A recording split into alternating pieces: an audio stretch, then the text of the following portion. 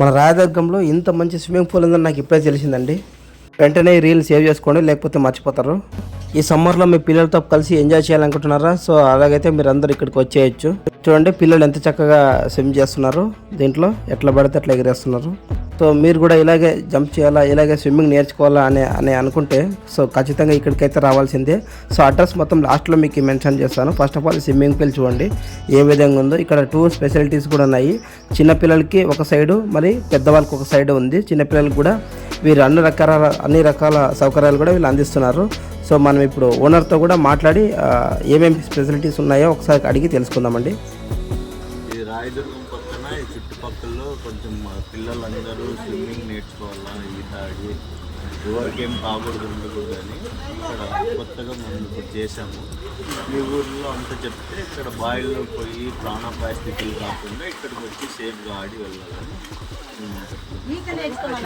చిన్నపిల్లలు కూడా చిన్నపిల్లలు అక్కడ చిన్నపిల్లలు సపరేట్ అక్కడ ఉంటుంది. ఇక్కడ వాళ్ళంతా ఇక్కడ పిల్లలు ట్యూబ్ సౌకర్యం కలదు. సేఫ్టీ జాగ్రత్తలతో వాళ్ళకి నేర్చుకోవాలా. ట్యూబ్ కూడా ఉంటుంది చిన్నపిల్లలకి, ట్యూబ్ టైప్ ఎవరికి ఏమి ఇబ్బంది కాకుండా మంచిగా అంతా క్లియర్గా బాగుంటుంది.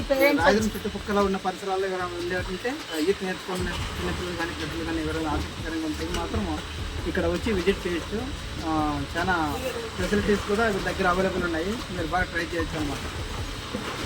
మన బ్రదర్ కూడా మీకు అంత సహకారంగా ఉంటాడు. పర్లేదు, మేము కూడా జస్ట్ ఇప్పుడే తెలుసుకొని వచ్చినాము. చాలా బాగా నచ్చింది. ఇక్కడ చిన్నపిల్లలు కూడా మంచి అవైలబుల్ ఉన్నాయి. టైమింగ్స్ మార్నింగ్ 8 నుంచి ఈవినింగ్ 6 వరకు.